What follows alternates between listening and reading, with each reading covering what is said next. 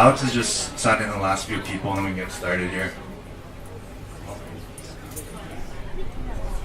What? Rate it right now?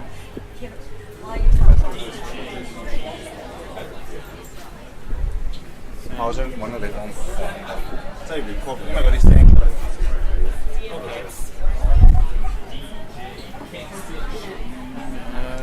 咁其實我諗我就咁揸住咯。點樣你想？唔係，我揾地方買。OK， 我自己揸住啦。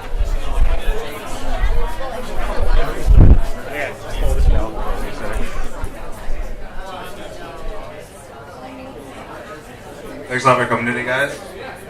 I know this is super last minute. You guys probably all found out about this within the last 24 hours. We literally started planning this on Saturday.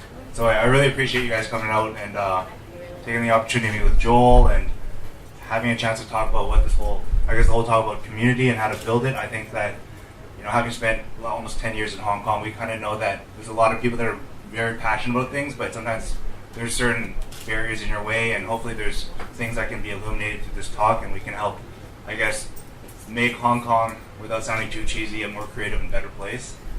So, I guess I'll start by, maybe introducing Joel. You guys are probably all familiar with VSCO, which is why you guys are here. We've all used VSCO in some capacity, whether it's VSCO Film, the app.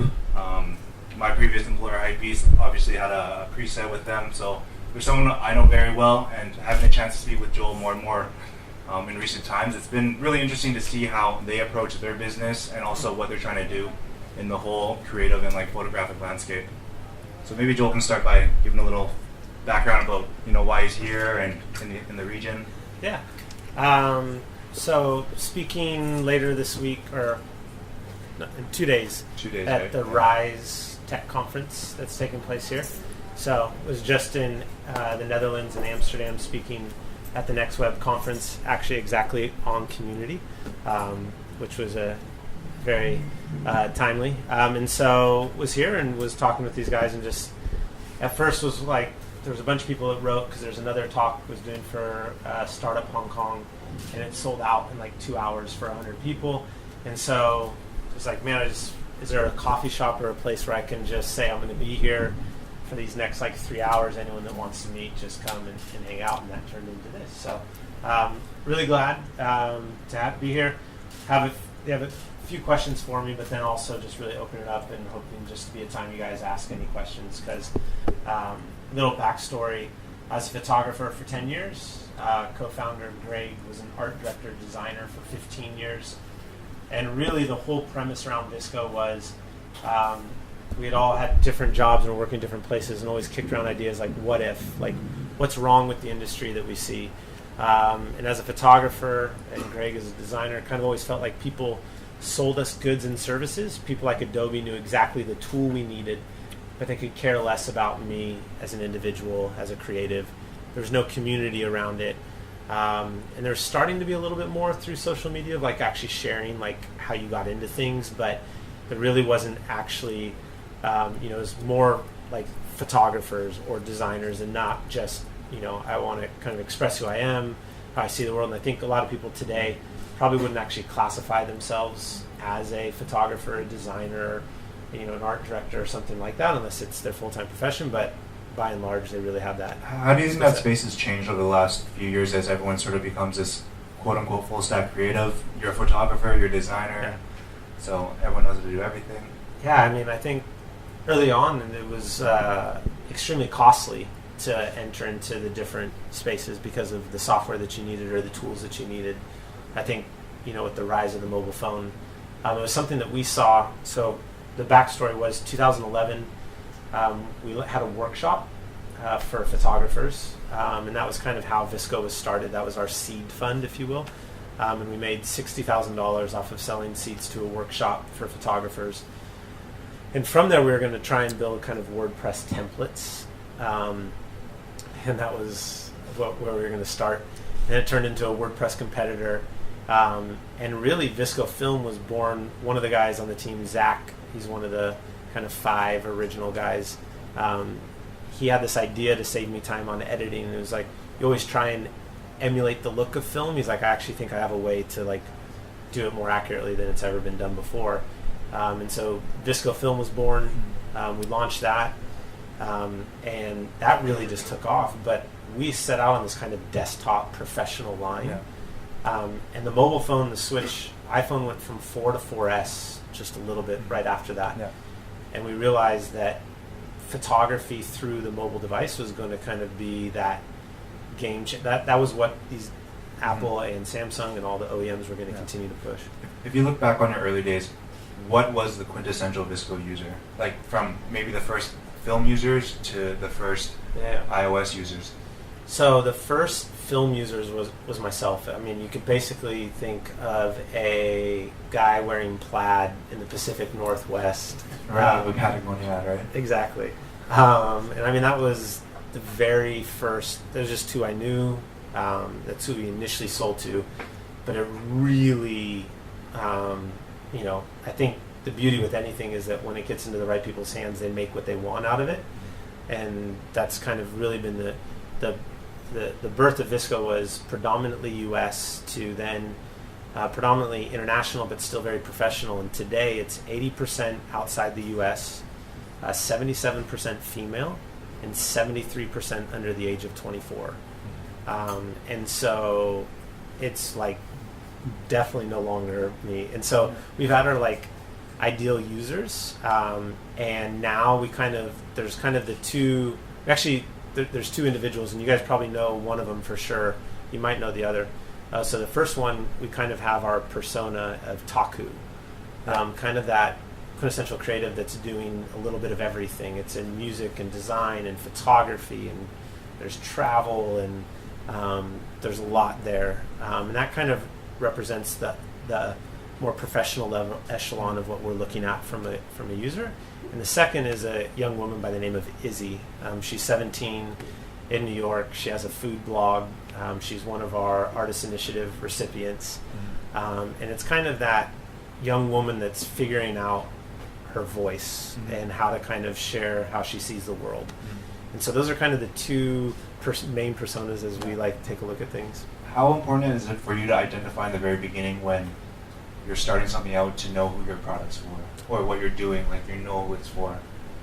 Yeah, I mean, I think knowing the problem you're trying to solve is key.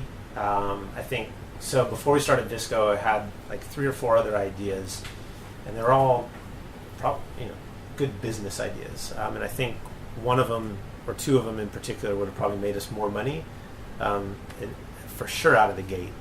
But when we got down to it, it was like someone gave us the advice of like, you need to have something that you love, that you're passionate about, because if you don't, like, it's not always going to be easy. And when it gets tough, you're going to have to want to really do this and not just be, good business. And Greg always says the best business decisions don't always involve business. And that's been a lot of VSCO, has been a lot of, 1, doing what we want to do, 2, listening to all of you and what you want, and then really shaping things around that. In the early days, was there a balance where you need to maintain your professional career and then on the side you're doing VSCO, or were you always head to VSCO? So in 2011, I shot 53 weddings. And Greg was an art director at an agency in New York and was traveling between Seattle and New York. 2012, I still shot 32 weddings booked. And so Greg was still an art director through half of the year. So Greg spent most of the time in New York working, and then I was shooting. One of the reasons I bring that up is I think for a lot of people in Hong Kong, there's often this pressure that comes with you need to be profitable, you can make money as soon as possible. There's a lot of things that are looming over your head, unlike what happens in places where there's more real estate, there's more open space for you to take advantage of. So I think it's kind of making people understand that there are going to be points in time where it's going to be difficult and you probably need to find a way to sustain yourself, but that's kind of where you're provided the freedom to work on your other stuff. Yeah, I mean, but I think that's the hustle, and I think that's what's changed. I think is how resourceful kind of this demographic is in figuring out a way to do what you want to do and to get it done. And I think, there's ways to not quit your day job, keep what you're doing and fund what you want to do. But then there's also I never look back and said, I wish I would have waited longer to make the jump, or I wish I would have waited longer to follow my passion or to take the chance or risk. It's always, I wish I would have done it sooner. Yeah. So I do think like that change and that challenge is, it's the first time you do it, it's very exhilarating and scary, but yeah. One thing you mentioned before was how the original demographic of VSCO is no longer who the majority is now. For you, how does it make a difference when it starts expanding and going beyond what you had intended for, or is that kind of what you welcome and it's more a tool for anyone to use and to put their own stamp on it? Yeah. So I think it's kind of going back to the initial premise of like why we exist at VSCO, and like going back to that to ensuring that we maintain that. And so at VSCO we say we exist to celebrate humanness. Like we set out, we wanted to give tools to people to express themselves, and we want to redefine the way people create, discover, and connect. And I think some of those you might argue, I think on the create side of things we've done a good job. I think that's probably, from a show of hands, if you were to probably say what VSCO means to you or what it is, it's around the quality of the tools, of the editing. The discover part has grown, and I think we're doing more, and we have a lot more coming on that front. And the connect side of things, I don't know if anyone in here would actually probably say that they'd even like associate that with VSCO, and that's a lot of what we're trying to change, but doing it kind of in our way. And so I think one of the key things that we've always figured out is like we don't want to do something that when it goes to a larger mass, it's no longer what it's like meant to be and doing the right thing, but rather that from the beginning we do something knowing that it will work kind of across the board. And I think that really comes to the beauty, because on the VSCO platform, I don't know if you guys checked out the Elevate Citizens campaign. So earlier in the year there was a series of This is VSCO, and there was a series of different profiles. So Taku was one, but there was one young woman out of New York, Lily, who doesn't, like, for most people's mind, fit the quintessential like VSCO user. Like, her photos aren't perfect. They wouldn't, be extremely popular, more on a selfie-oriented kind of documentation of life. And there's a lot of flack from people around it. And the premise behind that is not everyone's creative journey is like at that same point or at that pinnacle of like perfection or making a living off of it. And the whole concept with her and her whole element, she's like, I'm just figuring it out. Like, I don't know who I am. I don't know what I'm supposed to be doing. Yeah. And so that is the one beauty. Like, we've wanted to really make VSCO a place that's a little bit more inviting, because I think initially on it was only the best work. Like, it was a museum. It was there was this pressure to, don't post everything here, just post your best. And now you're starting to see a lot of people try new things, express themselves, and figure it out. Do you think there's a bit of, fatigue with always having everything curated? I think that's the downfall of social media, is everyone's life is perfect on there. And VSCO probably was the upper echelon of perfection in a way. Yeah, so that was definitely the case. And I think that's what's changed. I think we've seen a huge shift, especially in the growth of the youth. So whereas Instagram and others, it's only like 1 or 2 posts a week and very few, and a lot being deleted. VSCO is kind of just where, like, this is where someone said, this is, if you want to know who I am, check out my VSCO. Like, and that's something that we've been very conscious about, to create an environment that allows for that, that has, everyone can kind of find, and the goal with it, kind of on the connecting side that we'll be moving towards, is not everyone's community needs to be a mass broadcast. Like, there's a lot of times our community could be very much like a tight-knit community here in Hong Kong, and maybe within here there's certain subsets of different communities, and there's certain things that you want to share or engage with, not as kind of a mass broadcast, but with a certain group. Yeah, kind of to echo like another, point about Hong Kong, and I'm sure you'll figure it out in the next few days, is just the lack of, meeting spaces, which is why we're not at a coffee shop, we're at Key Club, so we needed to find a space. But in that regard, how do you see the way that, in the digital world, we can now meet online, and how does that facilitate people of different walks of life without needing, a physical meeting space to be at? Yeah, I mean, I think, my mom was an immigrant from Germany, and like her biggest advice when I was young was you have to travel because you have to see how other people see the world. And I think that's the beauty of what we have now with kind of social media and the ability to share everything. Like at any point, 2 of the top 10 cities on VSCO from a user base are out of Saudi Arabia. And it's like, as I start to see like all the content coming, I was like, I would never be exposed to the youth of Saudi Arabia and what they were sharing or how they were seeing the world. And that to me is really exciting. I think there's the challenge though, and I don't know if you guys read the post in the the article in the Washington Post. I think it was this past weekend. Kind of like the 13-year-old and the teenagers aren't actually hanging out with each other at all. Like even if they live like 4 doors down, it's still just through texting, and then like not going over to each other's house. And like dad was like talking about like the kids aren't like playing, like they just stay inside and do that. And I think there's a fear around that too. So I think rethinking how people connect. I do think getting out and engaging with this, because I'm assuming not everyone in here knows each other. So hopefully going from here, you meet someone new that might be an endeavor. Can't remember your name, wanting to start a cafe, but you might find someone in here that shares, kind of a similar passion or has exactly what you need. And I think for VSCO, that was really, Greg and I, we're not technical in any way, shape, or form. And so, like, if you're to ask, like, kind of our team, like, what I'm good at bringing people together and knowing, like, all right, we need this, we need this, we need this, we need the business person, we need the legal person, we need the finance person, and finding those people. And so I think, that is the importance. That doesn't really happen. A lot of times that happens serendipitously, or you're at a barbecue. I was just at a friend's barbecue, and I was talking. He's like, "Oh yeah, I have a friend. She's leaving Twitter. It's not announced yet, but would be a great fit." Like this isn't like a job posting or anything. Like it's just talking and meeting. So yeah.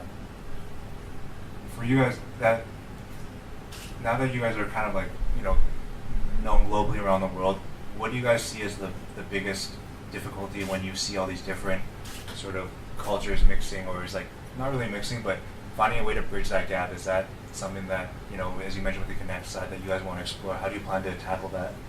Yeah, so there's a lot of so this is a part of what we're trying to do of like VSCO in real life, and really a lot of other kind of gatherings. We're piloting a program that we just started with Apple, their new Apple stores, using, I don't know if you guys have been checking out the VSCO Academy content. So it's a part of our VSCO Originals, and it's kind of a content around education on how to take photos.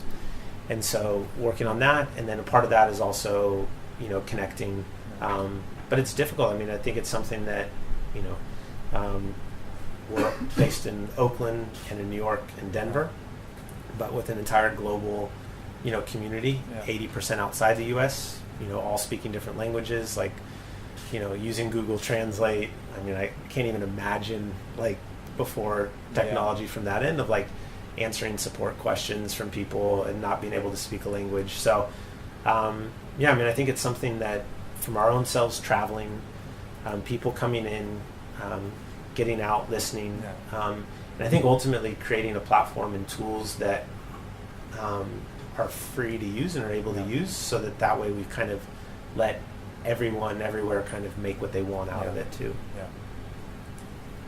So one thing about community is, what do you perceive to be a healthy community? Like, what are the main components of a healthy community? Yeah.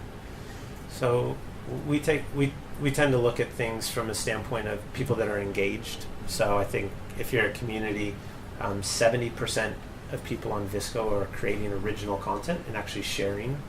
And so that's something where most other platforms are very passive. People go to the platform and don't contribute, they just kind of consume. And so that's one key thing. Communication is a key one, which obviously is 100% lacking within VSCO right now. But that's something that I think right now all the communication of the community takes place outside of it. So whether it be Twitter, Instagram, Snapchat. There's that piece that's missing. But I think there's also a sense of change for the good, kind of an evolution. And so you take a look at any community that's growing and not staying stagnant and kind of doing the same things. And so a community that's challenging each other to try new things, push the boundaries of what's able to be created and put online, share new thoughts, opinions. When you guys see, for example, if you guys saw a drop in engagement, how would you guys go about analyzing that? Or just when something is, I think that's the one thing everyone's looking for, not necessarily from a metric standpoint, but just in general, to have people interested and engaged. Is that a matter of finding the right people, or is it just communication? Man, it's tough. I mean, as far as the measuring goes, there's a lot that we do to look to measure, from the time spent in app, time versus editing versus consuming, the amount of images being published to people's profiles, the amount of people that just use it for editing versus kind of what we take a look, we call it create, discover, connect. So people that are doing all three. So in that instance, you're editing, publishing, finding other content, saving it, and then also following other people right now. So how many people are kind of doing all of that, and it starts kind of a flywheel. But no, yeah, I mean, I think it's one of those things that there, as far as what changes or what would we do differently or what drops, people are spending less time in more apps, and they're spending more time in fewer apps. So basically, everyone's like, advertising's dead. Well, advertising's dead for 99% of everyone else other than, Facebook and Snapchat and a few of the major platforms. And so it's, again, we try to be very careful on the metric side. So one of the things that we always say is that we're not metric data driven, but data informed. Because I think too often you'd make a decision of like, oh, there's a drop in this, we need to change this, but it might need to ask why. Like, why is there a drop? Is it because people are actually going out and shooting more, and they're not, on their device all day long looking at it? And then in turn, is that really a bad thing? Mm-hmm. Like, if they're still engaged in other ways within it and creating, like, are we still accomplishing what we want to accomplish, and is it healthier, and will it sustain and last longer? Because I think that's a big thing that people talk about and that we're always conscious of, is most social networks kind of have this shelf life, and there's this level of fatigue that enters into it.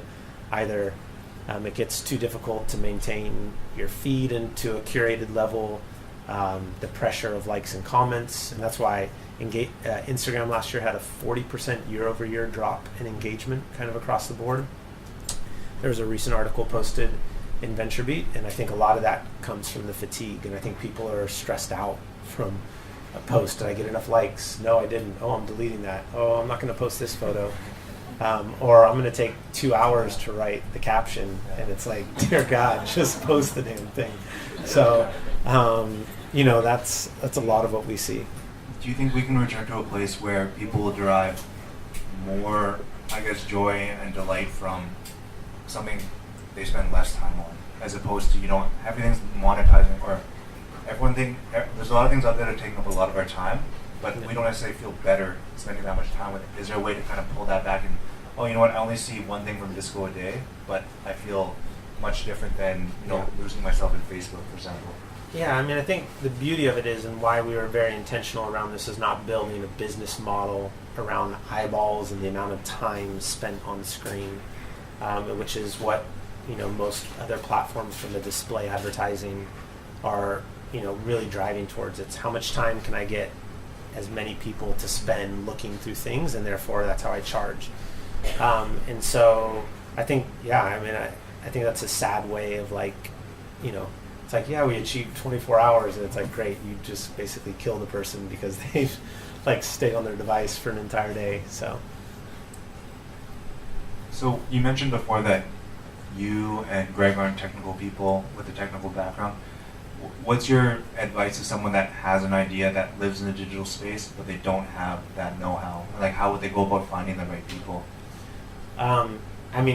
Again, back to that, finding the right people is key. The team's everything. I know I carry the title of CEO of VSCO, but man, it can easily survive without me. Like, it's all about the team, and building a capable group of people that handle all different aspects of it. The technical side was key. So Mike Wu, who's our CTO, and was one of the 5 kind of original guys at VSCO.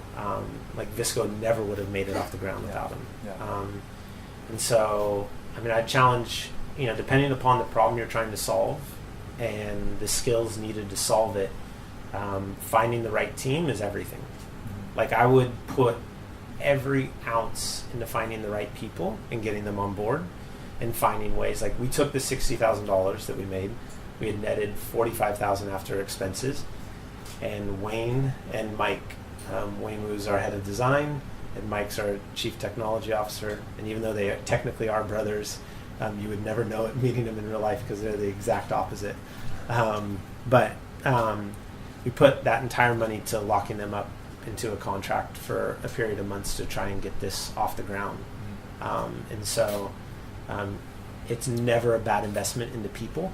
And so that's something that even from like our employees and benefits and all those things, like you will never spend too much on a team and on people and getting the right people around you. It's the best investment you could ever make. Outside of using VSCO obviously as a tool, what are some other things that you spend a lot of time referencing as guides, or anyone that's starting out? What are some references they can look to, whether it's like websites, books? Yeah. Let's see. So it kind of depends upon the field of study that you want to go into. So I'm a big fan of actually, history and learning from those that have come before us, and mainly their mistakes. I think that's a big part of when people tend to like, I'm going to read the biography or I'm going to read the book from the guy that was the most successful. But I think anytime that you find success in life, you realize that it's just so many variables. Like, it's never like one thing, and it could have just been the right time or the right people. But when things fail, there's usually a reason, and it's usually you can point your finger on it. And so I tend to like try and find the things that have failed and make sure that I don't do those, because that I can learn from and do so. What do you think's been one of your guys' biggest like oversights that you've been able to like look, dissect, and figure out and not make that mistake again? Yeah, there's a couple. I think growing too fast as a team. So last year in 2015 we grew. Basically, actually, end of 2014 going into 2015, we grew from 40 people to 115. And it was just too much, too fast. And I think we lost, up until that point, we had never taken any financing. So we had grown 2.5 years in just off of the money that we had made from selling VSCO film. And like the dynamics changed. It's kind of like, I don't know if you guys watch the HBO series Silicon Valley at all. Yeah. So, I mean, it is like, I have to bite my tongue the entire show because it's not even a joke. Like, it's a documentary. Like, it's seriously, so like the going from like the house to like the new office with like all the amenities, like there's that trap, like that moment. And so that was probably the biggest one, is that we didn't realize what our limits were. We had before, we had known that, but we grew to a point where the solution was more people or more money, and that's never the answer.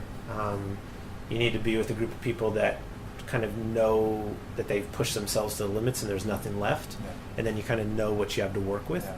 And I think with that, is building out some systems. It's kind of like, well, this is a wise investment, and if we are going to go public at some point in the next 2 to 3 years, we need to have our financials done with this certain level of analysis. All right, we need to hire this person. We kind of built systems out too robust instead of just moving fast, doing the best with what you have, like realizing you can't do everything. Because I think that's the other big area is that we try and do too much. And so you started to see, like, we killed one of my favorite products of all time, and that was VSCO keys. And most of you probably don't even know what it is, and that's exactly why we killed it. But for any like professional photographer that's editing a lot of photos in Lightroom, which was myself, and that kind of that initial core demographic, it was like a lifeblood. It like cut my editing time from 12 hours down to 2 hours, kind of thing. But the amount of engineers' time, testing, all that it took to keep it up and keep it to a level that we were proud of was just too expensive. So do less. How do you find that balance of having a point of view and doing things that are for the benefit of the company as a whole? You know, if you have a point of view on, like, you feel that VSCO started as a professional tool, all of a sudden you have to, you know, kill it. Yeah, I mean, I think it's just clarity around why you exist and what you're doing, and then an alignment around goals. And so probably one book for anyone in a company or starting a company is called 5 Dysfunctions of a Team. So there's kind of this company, or kind of like corporate coach guy, his name's Patrick Lencioni, and read this book, and it was just kind of this like, oh my gosh, this is, in a lot of ways, was us too, whereas everyone had their different opinions, and it was kind of around one team, one goal. Whereas before, it's kind of like engineering would fight for what engineering wanted, marketing fight for what marketing wanted, design for design, you know, and we kind of all go into a meeting, and it was kind of like, you know, it was like a battle, like everyone was fighting for their territory, instead of everyone working together as one team. And so I think if you have alignment around that, Simon Sinek has I actually recommend his TED Talk over his book, Start With Why. But it's kind of like why all great things are from understanding and solving the why you're doing it. And so that's really, if you took that and applied it in any situation, then you'd know what's not a part of that. And I think having the restraint to not do it, because sometimes, like, we have a couple products right now that are done and we could launch and would make money, but they're not fitting kind of that core why we're doing what we're doing. For anyone that's curious about what he mentioned, I'll collect all that info and I'll maybe send out an email so you guys know what he's talking about, whether it's books or videos or whatnot. Yeah, and I can give a bunch of other links, because I think back to that learning from the mistakes, there's a lot of great legal resources. So I had moonlighted at another startup for a few years, and that's a lot of why VSCO has been successful, is because it was the biggest colossal screw up ever. And I was, myself and Mike and Wayne, that's where I met them, we were just screwed over by the two founders. They basically bankrupted everything, sold the company just for assets, made a bunch of money, and screwed out all the employees. And they did things legally wrong, financially wrong. And so in starting this, I was like, I'm going to have a financially sound business from day one, a legally sound business from day one, and I'm going to protect kind of the rights of the employees from day one, and I'm going to be over generous with kind of what we give away of the company from an equity standpoint. And so I have a bunch of like links to legal resources, and like if you're going to form a company, and obviously I know things change depending upon where you're forming it. So city, but a lot of some of the basic principles do exist, and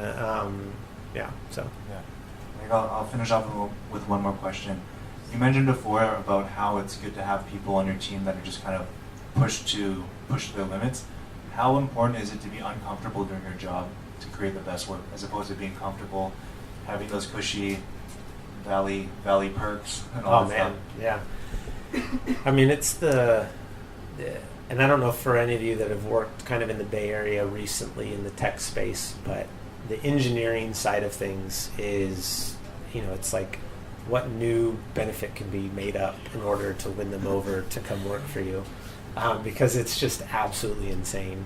So there's a balance of that. So we kind of stuck to what was important to us. So food is extremely important to me. So if you ever come to our office, we have a commercial kitchen downstairs. We have a couple chefs on staff and have amazing breakfast and lunch. But dinner's not served. And that's a big difference for the Valley and the area, because I want people to go home either with their families. So I have 2 little girls, or with their friends, like outside of the tech space, because people need to be well-rounded and not just, you know, around the same people. It's why we're in Oakland, not in San Francisco, because when you walk outside in Oakland, it's not everyone talking about valuation or funding. It's real normal people. Yeah. And sorry for everyone that's like diehard San Francisco. But yeah, I mean, I think that balance is really important. So we tend to think of things that keep the company kind of together. So there's 2 gyms within a block of the office. So we do a gym membership because when people are eating well and healthy and working out, they're more productive, they have a better attitude, no one's fighting. Like when we used to have a bunch of soda and no gym membership, it was like amazing.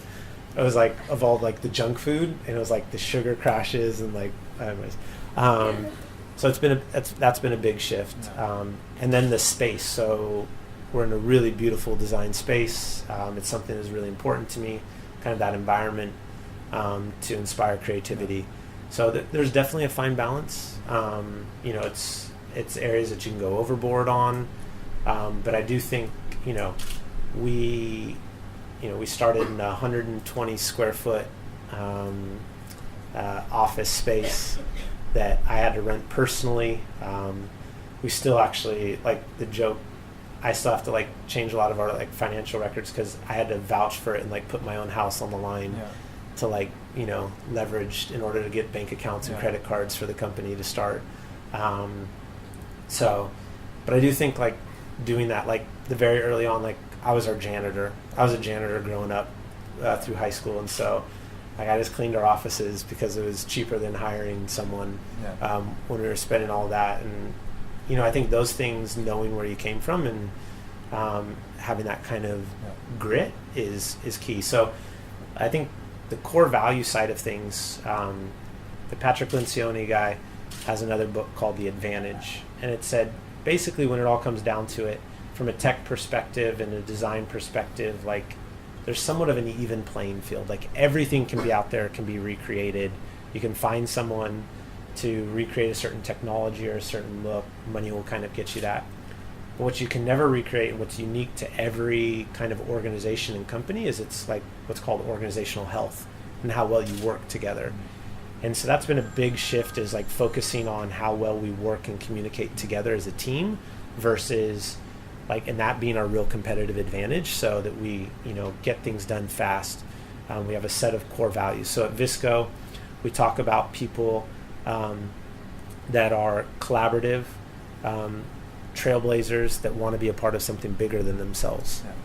So it's no ego, you're wanting to work with people, and it's never about like what you or your specific like career, but like what we together as a group can accomplish. But that might not be the right core values for what you're starting. So I think figuring out what those values are that are very important to you and sticking with them from day one is so important. Cool. I think we can open up for some questions. Anyone have something they want to ask?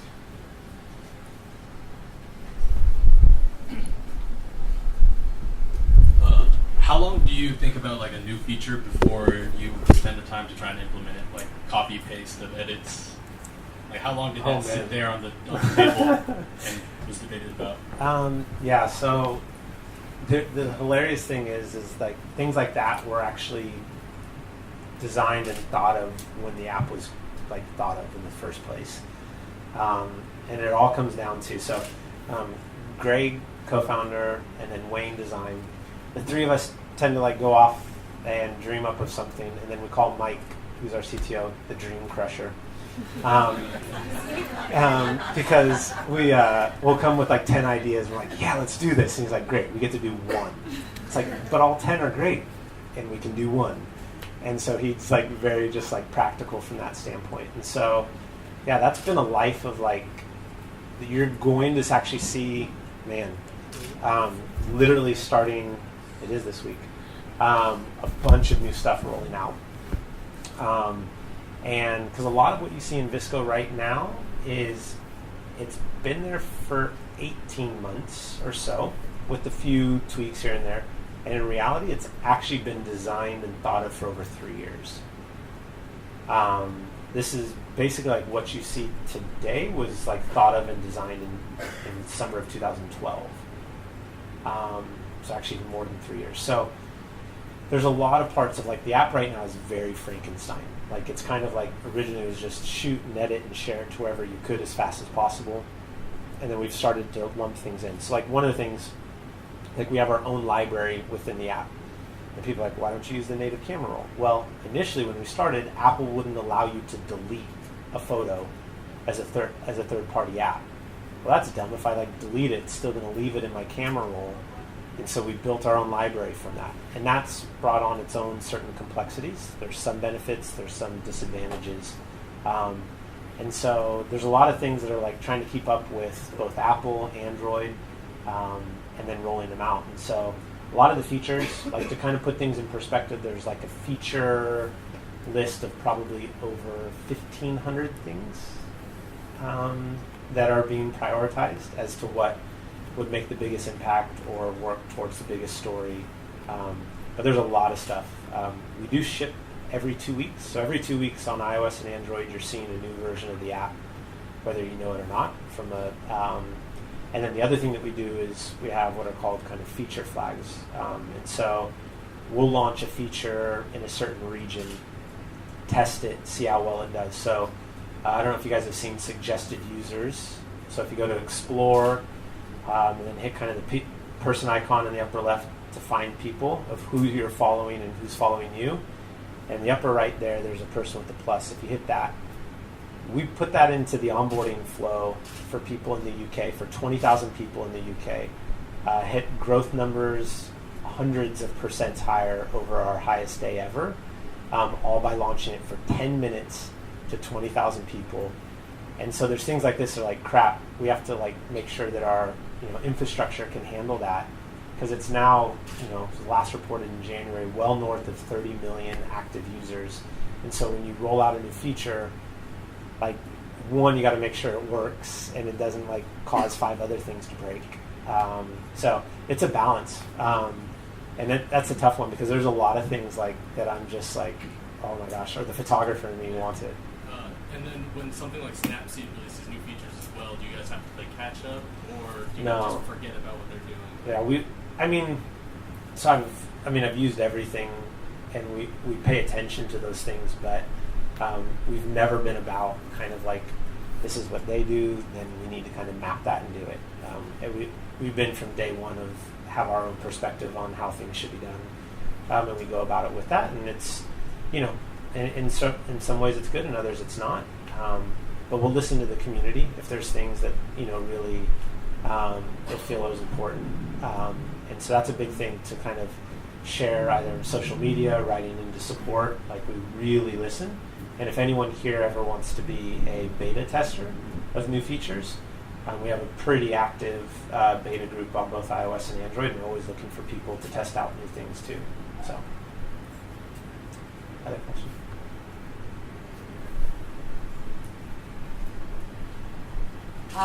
So it sounds like you have an amazing team. Yeah. What do you do when people on your team want to go off and start their own things? Yeah, great question. So not many have, per se, but some have. So usually extremely supportive. I think when you take a look at it from a legacy standpoint, people refer to like the PayPal mafia, for example, of so many great companies that have come out of what was this initial group of people at PayPal. And it's something that's very important to me, that I want people to kind of, when they leave VSCO, that they've felt they've learned a lot, have this great kind of community. The thing is really at VSCO right now, like, we're really just in like what we say is Act 1. Like, everything up to this point we feel has been kind of like setting the stage and like hiring the cast and like building the set design of things. And like, it's really kind of, the play's starting, curtains are rolling. And so from that end, like, there's a level of excitement. So, we're talking like single digits, less than 5% from regretted attrition of people like leaving that we wouldn't want to. But others, like one of our heads of social media, Emily Bibb, landed a great job that was her dream in fashion in New York, and it was something that was, how can we help kind of, her get that, because VSCO's obviously not a fashion house, and she got everything that she ever dreamed of. And so we're always wanting to ensure that, and always talking to people about their kind of career development and what they want. So hopefully we find that within VSCO, but if not, then really supportive. So. What do you do if someone at VSCO no longer seems to be a good fit? How do you handle that situation? Yeah, so the good fit side of things, I think, comes down to probably three things. One, either they're being mismanaged. So I think certain people end up not being a good fit because they actually don't know what the right fit is. So that hasn't been clearly communicated to them. So first and foremost, I'd actually probably take a look at whoever their manager is and make sure that they're really imparting like what we're doing, why we're doing it, and making sure that that employee knows the expectations of them. Because I think the one thing that we all want to know is like what's expected of us. Like what am I supposed to do? Like what do you expect of me, and how will I know if it's successful or not? If a manager can't provide that, then I think the blame's on the manager at that point, and then ultimately the blame's on me. So that's first where I go. The second is that they can't do it.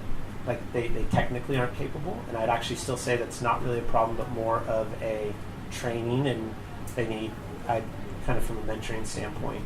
The third is that they know what they should do, they can do it, and they just fundamentally don't want to do. And at that point, it's they're moving on.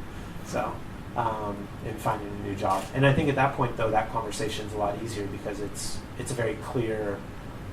If you've mitigated those other two, like if you've given proper training and ensured from a management standpoint, like there's really clarity around what's expected, then it's like a personal choice, and it's more of an amicable split than anything of like coming out of left field. So, but I say that with like clarity of something that's been learned from experience of doing it the wrong way too. So I don't say that like as that like day one, because the first time of like managing large groups of people, like we got it right. But that's definitely where we've gotten to, and I feel really good on that end. So, does anyone else have a question? So when I was kind of explaining this talk to some of the people I work with who aren't familiar with VSCO, one of the things that I told them, or maybe I shouldn't admit this, but that when I was trying to explain it was that it's kind of synonymous with Instagram. Yeah. And whenever people come across VSCO, one of the ways that they find it is through the VSCO hashtag. Is this something that you would want to keep or have continue to be so closely connected with Instagram? Is it something that's like beneficial, or do you think it's detrimental? I don't think it's detrimental. Although I do think that it's something that that's kind of our evolution. So initially that was it. Like there was no actual platform on VSCO to share to, so it was only sharing to Instagram. And we're the number one VSCO Cam hashtags at over 148 million hashtags. Hashtag VSCO's at 108 million. And like Nike's number 3 at 47 million for brands. So it's very like prolific and does a lot. Although the comparison side of things, like when we had met with Kevin, the founder there, he's like, I don't care about photography. Like this is a communication platform. Like I wanted to build a way for people to broadcast. And I think that there's a complete difference in companies of why we exist. And you're really starting to see it just even as they've grown in the amount of ads and feature requests and all that are going up. But to us, VSCO is something so much more. And so it's something where we've always just continued to speak about who we are and what we do instead of like comparison to others. But, it's flattering. There's other ends of like we have more people editing photos than Adobe does. So, Instagram doesn't. So like Instagram, over 85% of all the content on Instagram is created elsewhere. People don't create in Instagram.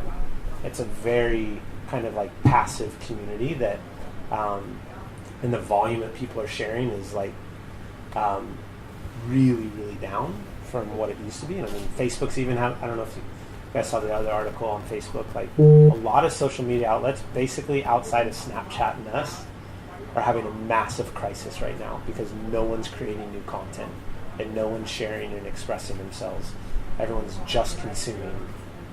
They've basically created something. They have a volume. Twitter's the same thing. So it's because Snapchat's at 68% of the people on their platform create.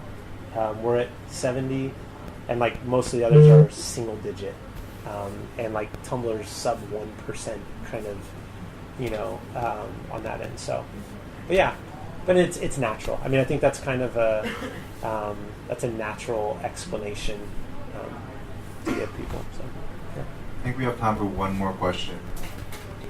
Anyone want to ask a question? Back. There's one in the back. My question kind of stands in, I guess, leadership. Like, obviously, with startups, you have lots of highs and lows. So with startups, you have a lot of highs and lows. So when you're at those lows, what are those things that you keep in terms of leadership that keep the team motivated, don't let the rumor mill go, and all that? Yeah, I mean, that's in large part what I take on is like my largest responsibility and the most amount of time and effort. So like actually when I break down like what I actually do as a CEO, the overwhelming majority of my time is around what I call organizational health, especially like those in leadership.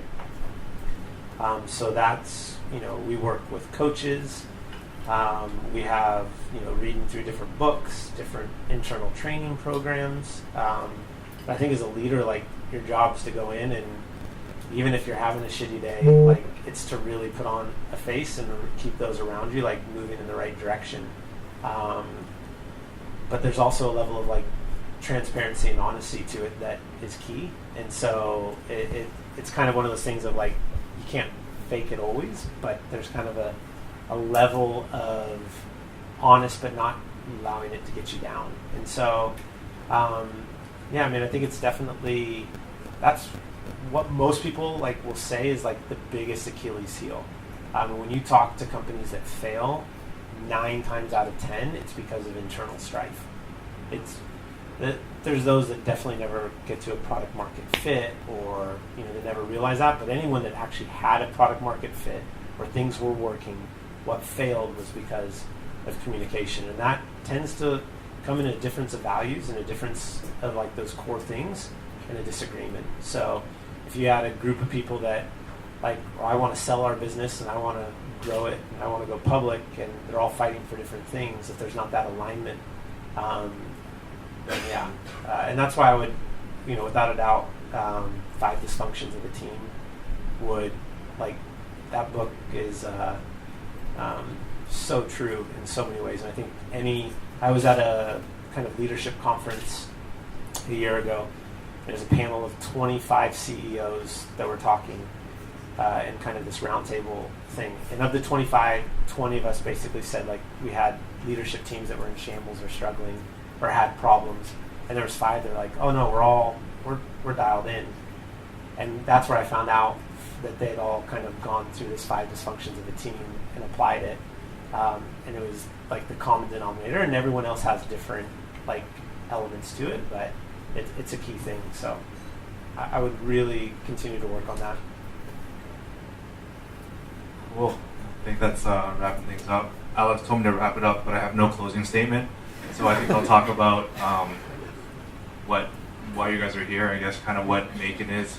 Because I think a lot of you people don't know what MAEKAN is. Alex and I have been working on MAEKAN for the last 12 months, 18 months, a while. I don't know, it's taken a while, but we're nearing a soft launch over the next 2 weeks or so, and it's been very important for us to have like people like Joel to look up to, people that have done it and that are, as you can tell, very open to sharing experiences and whatever he's learned along the way. And there's a lot we've learned from him. So I really thank him for that, because this, like I said, we threw this together over the course of the weekend, but we thought it was really important to have an opportunity for him to speak to you guys in an environment where it's not really pretentious, it's very open, and best of all, it's free. Anyone can come down and not have to drop like a few $100 and be amongst a bunch of suits. Yeah. Who might have asked for money at some point in time, but that's a different story. So having said that, if you guys are interested in hearing, I guess, a recap of this event, some of the resources that Joel shared, but you haven't passed your email along, Alex can collect it over there. And then Joel will be around for a little bit if you guys are a little shy and you didn't want to ask in front of everyone else. Any last words for Joel?